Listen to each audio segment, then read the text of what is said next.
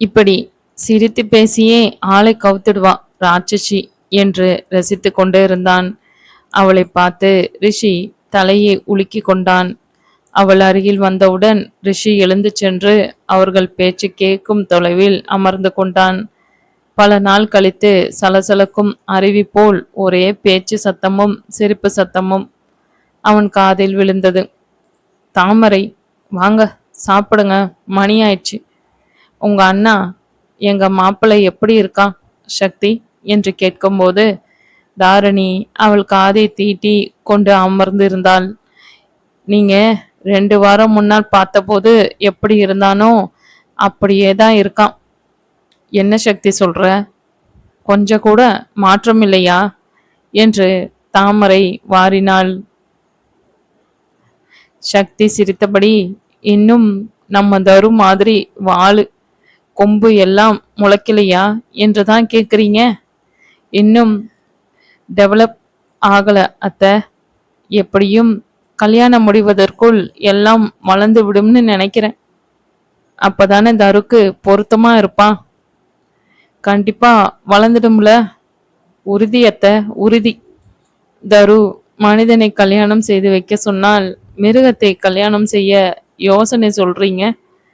சக்தி உடனே, தப்பு தப்பு, சாரி தரு, இனம் மாறி கல்யாணம் நடக்கக்கூடாது.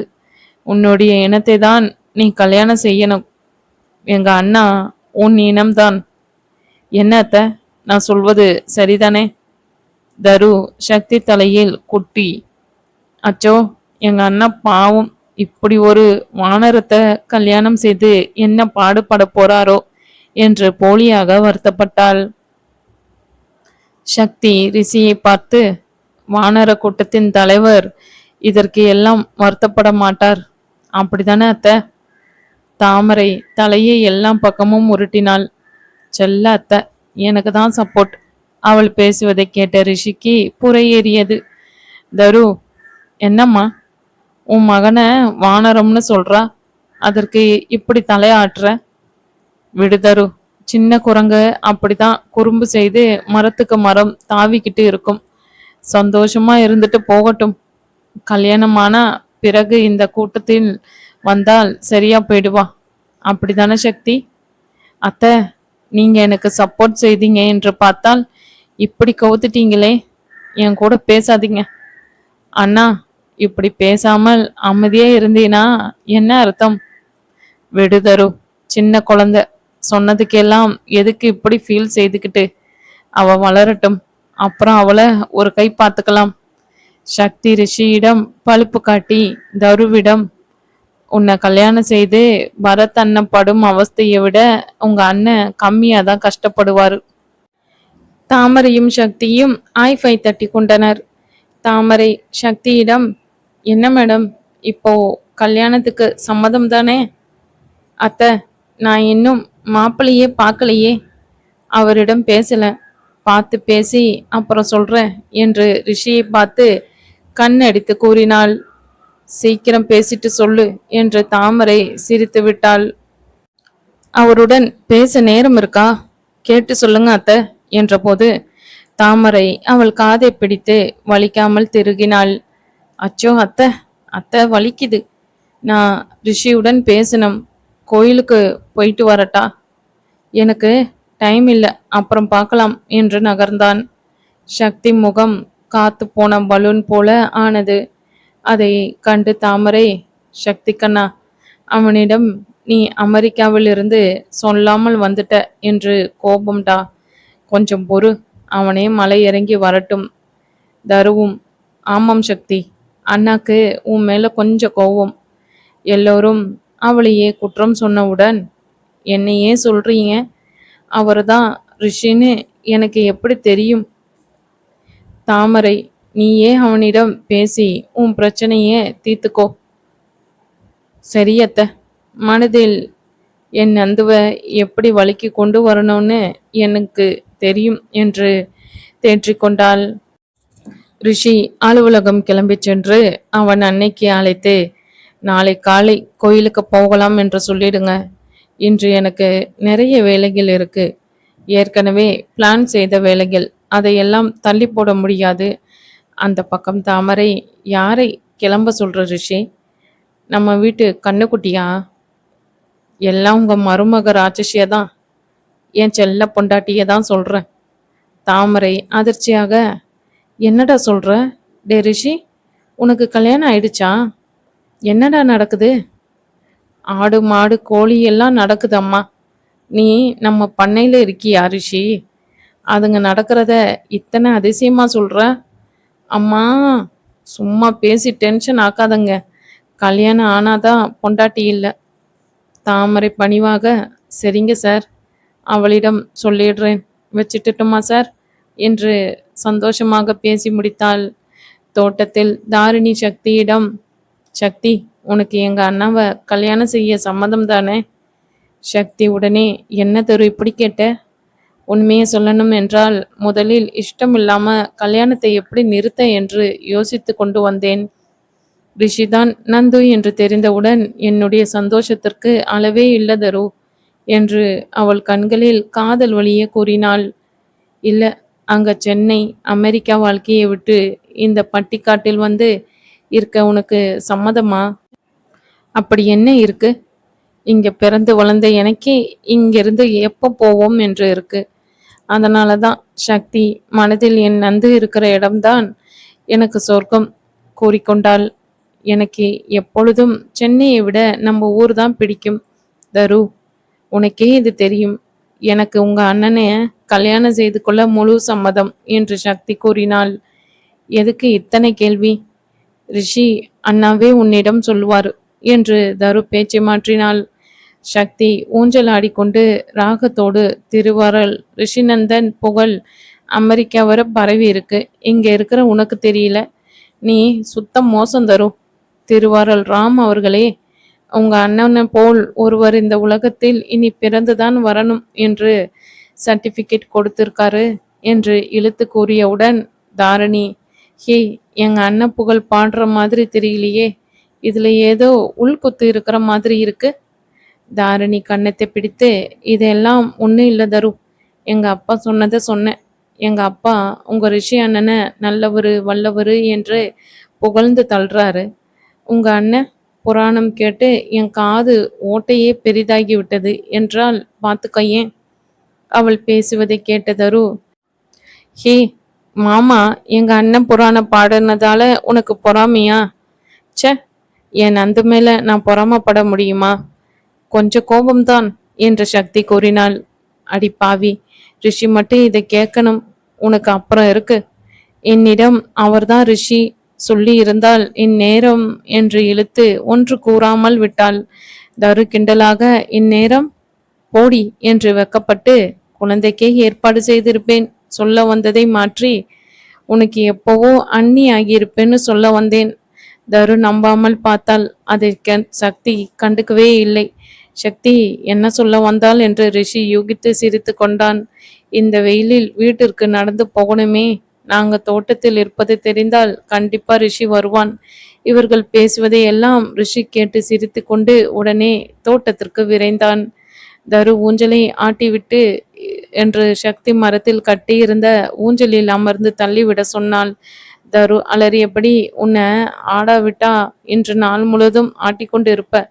என்னாலும் முடியாது தாயே, கொஞ்சம் நடந்து வரலாம். நாம வைத்த மரம் எத்தனை பெருசா வளர்ந்துருச்சு தெரியுமா? தோட்டத்து பக்கம் போகலாம் வா என்று தாரிணியை சக்தியை தள்ளி கொண்டு சென்றாள்.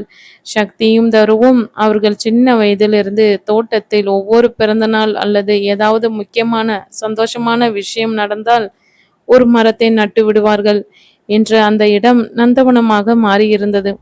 தாமரை தான் இந்த பழக்கத்தில் முதலில் தொடங்கி வைத்தாள்.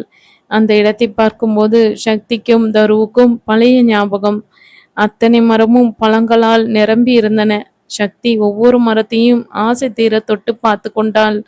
வழியில் மகாலிங்கம் அவர்களை கண்டு, கண்ணுங்களா, வாங்க இளநீர் சாப்பிட்டு போங்க, ஊர்ல அடிக்கிற வெயில் மொத்தமும் உங்க தலைமையில தான். சக்தி லிங்கத்திடம், மாமா, நல்ல சூப்பரா டெஸ்டா வழுக்கையா வெட்ட சொல்லுங்க பார்க்கலாம். நம்ம தோட்ட இளநீரை குடிச்சு எத்தனை நாள் ஆச்சு? பிள்ளைகளுக்கு 4 இளநீர் இலசா சீவு என்று லிங்கம் குரல் கொடுத்தார். சக்தி சாய்வான தென்னை மரத்தில் ஏறி அமர்ந்து தண்ணீரில் காலை அளந்து கொண்டு இளநீரை குடித்து கொண்டு இருந்தாள். ரிஷி அவன் காரை நிறுத்தி அவன் தலைமுடியை சரி செய்து கொண்டு கம்பீரமாக இவர்களை நோக்கி நடந்து வந்து கொண்டு இருந்தான். சக்தி ரிஷியை வைத்த கண் எடுக்காமல் பார்த்து கொண்டு மனதில், ச்ச, இவன் இத்தனை அழகா பிறந்திருக்க வேண்டாம், என்ன இம்சை செய்யவே பிறந்திருக்கான். முதல்ல இவனை பார்த்து இருந்தால் மாமாவிடம் ஒத்த காலில நின்று எப்போவோ இவனை திருமணம் செய்து கொண்டு இருப்பேன். அருமையான சான்ஸ் மிஸ் செய்துட்ட சக்தி, மிஸ் செய்துட்ட. ஓடிச்சென்று ரிஷியை கட்டி பிடித்து கொள்ளணும் என்று எழுந்த ஆவலை சக்தி கட்டுப்படுத்தி கொண்டாள். எப்பதான் அவனிடம் தனியாக பேச சந்தர்ப்பம் வரும் என்று பொறுமையாக காத்து கொண்டிருந்தாள். கஷ்டப்பட்டு அவனிடம் இருந்து அவள் கண்களை பிரித்து எடுத்தாள். ரிஷி அவள் பார்வையை பார்க்கறத பாரு, ஆளை விழுங்கும் பார்வை. அவனும் இவளை எடை போட்டு கொண்டு வந்தான். தாரணி ரிஷியை பார்த்து, அண்ணா வா, இளநீர் குடிக்கலாம், சரியான நேரத்துல வந்துட்ட, அவ கணக்கு தப்பல என்று சிரித்து கொண்டாள். ரிஷி லிங்கத்திடம் கொஞ்ச நேரம் பேசிவிட்டு, சரிப்பா, நாளைக்கு நீங்க சொன்னபடியே செய்கிறேன், இப்போ கிளம்பட்டா, முக்கியமான மீட்டிங் ஏற்பாடு செய்திருக்கேன். தாரணி அவனிடம் எப்படி வீட்டுக்கு போறது என்று யோசித்து கொண்டு இருந்தேன். அப்பாக்கு தேங்காய் லோடு ஏத்த கூலி ஆளுங்க வருவாங்களாம், வரும்போது பேசிக்கிட்டே வந்தது தெரியல. லிங்கம் ரிஷியிடம், கண்ணா, பிள்ளைகளை வீட்டில் இறக்கி விட்டுடு, பாவம் நடந்து போகணும். சரிப்பா, நான் வீட்டில் விட்டுட்டு கிளம்புறேன் என்று தாரணியை பார்த்தான். சக்தி தாரணியிடம், உங்க அண்ணன் என்ன வான்னு சொன்னால் குறைந்தா போயிடுவாரு, இல்ல இவர் சொத்து தான் குறைந்து விடுமா? நான் வரல, நான் நடந்து போறேன், நீ உங்க பாசமலர் அண்ணன் கூட போய்க்கோ என்று திரும்பி நடந்தாள். சக்தி கூறியதை கேட்ட தரு, என்னடி உன்னுடன் வம்பா போச்சே, நானே எப்படியாவது அண்ணன் கூட வீட்டுக்கு போயிடலாம் என்று சரியா அழைத்தேன், நீ இப்படி அலம்பல் செய்கிற. ப்ளீஸ் சக்தி, இப்போ போலாம், அண்ணா வேலை முடித்து வந்த பிறகு இரவு சண்டையை வைத்துக்கலாம். ரிஷி யாருடனோ ஃபோன் பேசி இவர்களை பார்க்கும்போது தரு சக்தியிடம் கெஞ்சி கொண்டு இருந்தாள். இப்போ இந்த ராட்சசிக்கு என்ன வேண்டும், என்ன ஆச்சு? அவனுக்கு மணி வேற ஆச்சு. வண்டியில் அமர்ந்து பலமாக ஹார்ன் அடித்தான். ரிஷி கோபத்தை கண்டு சக்தி ஒன்றும் பேசாமல் போய் அமர்ந்து கொண்டாள். தரு, உனக்கு எங்க அண்ணன் தான் சரி என்று எப்போவோ சொன்னது சரிதான். ரிஷி அவர்களிடம் பேசவே இல்லை, தவிர அவர்கள் பேசுவதை ரசித்து கொண்டு வந்தான். தாரணி, ஏன் நான் ஒன்றும் பேச மாட்டேங்கிற? எனக்கு சான்ஸ் கொடுத்தாதானே பேசுறதுக்கு, நீங்களே பேசி முடிச்சிட்டீங்க என்றான். வீட்டிற்குள் வண்டி நுழைந்தது. அவர்கள் நுழையும் நேரம் சக்தி ஃபோன் ஒலித்தது. அவள் ஃபோன் பார்த்து, தாரணி, ஹே, இது எங்க அண்ணன் ஃபோன் மாதிரியே இருக்கு. சக்தி கிண்டலாக, உங்க அண்ணனுக்காக மட்டும்தான் இந்த மாடலை தயார் செய்தாங்களா? அம்மா தாயே, எங்க அண்ணன் எப்பொழுதும் எந்த பொருளையும் தொலைத்தது இல்லை. இந்த மாதிரி மாடல் வாங்கின 2வது நாளே தொலைந்து போச்சு. அண்ணன் ஃபோன் வாங்கினவுடன் நான் தான் அவனுக்கு இந்த மாதிரி கவர் வாங்கி கொடுத்தேன். அதனால தான் சக்தி, கோப்சிக்காத என்று சமாதானப்படுத்தினாள். ரிஷி மனதில், தரு, அது என் ஃபோனு தான், உன் தோழி என்னிடமிருந்து சுட்டுட்டான் என்று வெளியே சொல்ல முடியாமல் அமைதியாக இருந்தான். ரிஷி, விடு தரு, உன் சகி ரொம்ப நல்லவ என்று நல்லவை அழுத்தி கூறினான். அடுத்த நாள் காலை ரிஷியும் சக்தியும் திருநெல்வேலியில் இருக்கும் கோயிலுக்கு காரில் சென்றார்கள். கோவில் உள்ளே சென்று நெல்லையப்பரை தரிசித்து எப்பொழுதும் சக்தி விரும்பி அமரும் இடத்திற்கு ரிஷியை இழுத்து சென்றாள். யார் முதலில் பேச்சை தொடங்குவது என்று யோசிக்கும் போது ரிஷி என்று கேட்டவுடனே அந்த குரலுக்கு யார் சொந்தம் என்று திரும்பி பார்க்காமலே ரிஷி யூகித்து விட்டான். இவ எங்க வந்தா? இவன் அனிதா சித்தி பெண் தானே. சுத்தியும் அவன் கண்களை சுழற்றி பார்த்து, நல்ல வேளை அவ வரவில்லை என்று எண்ணினான். ரிஷி மனதில் சக்தியிடம் தனியாக பேச வேண்டும் என்று எண்ணி வந்து, இவளை பார்க்கணுமா? அதற்குள் அந்த பெண் அருகில் வந்து அவன் கையை பிடித்து கொண்டு, எப்படி இருக்கீங்க அத்தா? எத்தனை நாள் ஆச்சு? முன்பு விட இப்போ ரொம்ப அழகா இருக்கீங்க என்று அவனிடம் பேசிக்கொண்டு இருந்தாள். இதெல்லாம் ஓவர். எனக்கு என்று ஆள் இருக்கும்போது இப்படி பேசலாமா என்று ரிஷி சக்தியை கண்களால் அளந்து கொண்டு கூறினான். இப்போ கூட எனக்கு சான்ஸ் இருக்காத்தான், ட்ரை செய்து பார்க்க தான் போறேன். அந்த பெண்ணிடம் சகஜமாக, உனக்கு இந்த ஜென்மத்துல லக்கு இல்லை, அடுத்த பிறவியில் வேண்டுமென்றால் பார்க்கலாம். அவர்கள் பேசுவதே சக்தி பொறுமை இழந்து கேட்டுக்கொண்டு இருந்தாள். தனியா பேசணும்னு அழைத்து வந்து, நான் இப்போ இப்படி செய்தால் எப்படி என்று சக்தி அவனுக்கு அர்ச்சனையை தொடர்ந்தாள். அடுத்த பிறவிலும் நான் தான் இவனுக்கு மனைவியா வருவேன். இவன் அவளுக்கு எப்படி சான்ஸ் கொடுக்கலாம் என்று சக்தி பொறுமினாள். சக்தி அந்த இடத்திலிருந்து நகர்ந்து சென்றாள். ரிஷி அவளை தடுப்பான். இவளுடன் வருவான் என்று எண்ணி முன்னால் சென்றாள். ஒரு தடவை பிரகாரம் சுத்தி வரும் வரை அவளுடன் பேச்சு முடியவில்லை. மறுபடியும் 2 சுற்று சுற்றி வந்தாள். கோபமாக ரிஷிக்கு பல குறுந்தகவல்களை அனுப்பினாள். அவளுடைய ஒவ்வொரு மெசேஜுக்கும் தகுந்தாற் போல ஒவ்வொரு ஸ்மைலி அனுப்பினான். ஒருத்திய கூட்டிட்டு வந்து இருக்கோம், அவ என்ன ஆனா என்று கூட யோசிக்காம என்ன பேச்சு, இவன் எல்லாம் எப்படி பிஸ்னஸ் செய்யறான், இவனுடன் மாட்ட என்னை போல 4 இளிச்ச வாயு மாட்டாமலா போவா. அவளுடன் பேசி முடித்து சக்தியை தேடி வந்தான். மனதில் இவனை என்ன செய்தால் தேவலாம், சுத்தியும் அவனை அடிக்க ஏதாவது கிடைக்கிறதா என்று தேடினாள். ரிஷி, அழகி, எதுக்கு இத்தனை கோபம், அங்கேயே நிற்க வேண்டியது தானே, ரொம்ப கொழுப்படி தங்க உனக்கு என்று உல்லாசமாக விசில் அடித்து சிரித்து சாவியை மேலே தூக்கி போட்டு பிடித்த வண்ணம் வந்தான். அவள் முகத்தை பார்த்து கோபத்தில் அளவை கண்டு கொண்டான். அவளிடம் ஒன்றும் சொல்லாமல் வண்டியை ஓட்டினான். கொழுப்பு, ஒரு சாரி சொல்றானா பாரு, இரு, அத்தையிடம் முதலில் சொல்றேன். என்ன சக்தி, வண்டியில் ஏசி அதிகமா வைத்திருக்கேன், அப்படியும் சூடு தாங்கல, காரில் ரொம்ப சூடா இருக்கு, கொஞ்சம் கோபத்தை குறைங்க மேடம். அவன் அப்படி சொன்னவுடன், நான் வந்து 2 நாள் ஆச்சு, இப்பதான் சக்தின்னு கூப்பிட தோணிச்சா, போடா, என்னிடம் பேசாத என்று தலையை வேறு புறம் திரும்பி கொண்டாள். வண்டி நின்ற சத்தத்தில் கண் விழித்த சக்தி அந்த இடத்தை கண்டு மெய் மறந்தாள். ஹே நந்து, எங்க வந்திருக்கோம், சூப்பர் என்று வண்டியிலிருந்து துள்ளி குதித்தாள். அந்த இடம் அவர்கள் குடும்ப நண்பருக்கு சொந்தமான பிரைவேட் ஃபால்ஸ். மேலே இருந்து விழும் தண்ணீர் சாரலில் சக்தி உடல் சிலிர்த்தது. ஹே என்று குரல் கொடுத்து ஆசையாக விழும் தண்ணீரை பார்த்து கொண்டு இருந்தாள். ரிஷியின் தோளில் சாய்ந்து கொண்டு அந்த இனிமையான பொழுதை ரசித்தாள். நந்து, நமக்கும் இந்த மாதிரி ஒரு இடம் இருந்தால் நல்லா இருக்கும், எனக்கு இந்த இடம் ரொம்ப பிடிச்சதுடா. அவள் ஆசையாக அவன் தோளில் சாய்ந்து கொண்டு இருப்பதை பார்த்த ரிஷி நந்தன், நல்லாதான் இருக்கும் பூஸ்ட், எனக்கு பிடிச்சதுடா, எப்பவும் இப்படி இருந்தால் நல்லதான் இருக்கும். சக்தி பூஸ்ட் என்றவுடன் அவனை ஆசையாக பார்த்தாள். தொண்டையை செருமி அவன் எண்ணிய பேச்சை ஆரம்பிக்கும் பொருட்டு, கோவிலில் பார்த்தது யார் என்று நீ கேட்கவே இல்லையே, தெளிவாக தேவை என்றால் நீ சொல்லி இருப்பனந்தோ. சக்தி, நான் உன்னிடம் கொஞ்சம் பேசணும். அவன் முக உணர்வுகளை வைத்தே அவனுக்கு விருப்பம் இல்லாததை சொல்ல வருகிறான் என்று புரிந்து கொண்டாள். ரிஷி கைகள் சில்லாக இருந்தன. அந்த இதமான சூழலில் கூட அவனுக்கு வியர்த்தது. அவன் கைகள் ஆதரவாக பிடித்து கொண்டு, நந்து, நீங்க எத்தனை கஷ்டப்பட வேண்டாம், உங்களுக்கு விருப்பம் இல்லாதது எனக்கும் விருப்பம் இல்லாதது தான், நீங்க உங்களை வருத்தி கொண்டு சொல்ல தேவையில்லை, ஐ ட்ரஸ்ட் யூ என்று முடித்து கொண்டாள். அப்பவே அவன் சொல்ல வந்ததை சொல்லி இருந்தால் பின்னால் அவர்கள் வாழ்க்கையில் பிரச்சனை வராமல் தடுத்திருக்கலாமோ. நடக்கிறது நடந்துதானே தீருமோ என்னமோ.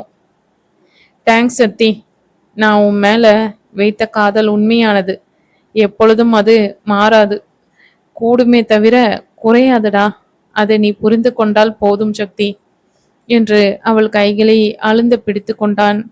வீட்டில் சக்தி அவர்கள் கல்யாணத்துக்கு சம்மதம் தெரிவித்தாள். சக்தி கிளம்பின அடுத்த வாரத்தில் தாரணி, லிங்கம், தாமரை, ஷாலினி, அவள் குழந்தைகள் எல்லோரும் புடவை எடுக்க சென்னை கிளம்பினார்கள். சக்தி வீடு கல்யாண கலை கட்டத் தொடங்கியது. 2 கல்யாணம் என்பதால் எல்லோரும் வரப்போக இருந்தனர். சக்தி தாமரையிடம், அத்தை, உங்க மருமகளுக்கு எப்படி புடவை எடுத்து தர போறீங்க? எனக்கு எப்படி எடுத்து கொடுக்க போறீங்க? தாமரை சோகமாக, உனக்கு அதிக விலையில் எடுக்கணும் என்று என் மருமகள் கண்டிஷன் போட்டா. அதனால எத்தனை விலையில் வேண்டும் என்றாலும் எடுத்துக்கோ. என் மருமக சொன்னபடி கேட்கவில்லை என்றால் அப்புறம் எனக்கு தான் கஷ்டம். சரியான வால் இல்லாத குரங்கு. சக்தி அவள் தோள் மீது சாய்ந்து கொண்டு, அத்த, உங்க மருமக ரொம்ப தங்கமானவ. அவளை போல இந்த உலகில் எங்க தேடினாலும் கிடைக்க மாட்டா. அவளை பகச்சிக்காம செல்லமா பார்த்துப்பீங்களா? ஏற்கனவே செல்லமா பார்த்துதான் அவ செய்யற அலும்பலுக்கு அளவே இல்லாம போச்சு. இனி மாமியார் கொடுமை என்றால் என்ன என்று காண்பிக்கணும் என்று தாமரையிடம், அச்சோ, உங்க மருமகளை நினைத்தால் எனக்கு கஷ்டமா தான் இருக்கு. உங்க கையில சிக்கிக்கிட்டு என்ன பாடுபட போறாளோ. மாமியார் கொடுமை மட்டும் இல்லாம 2 நாத்தனார் கொடுமைகளையும் எப்படி சமாளிக்க போறியோ. பாவம் சக்தி என்றபோது ஷாலினியும் தாரணியும் ஒரே நேரத்தில் ஓய் என்று குரல் கொடுத்தார்கள்.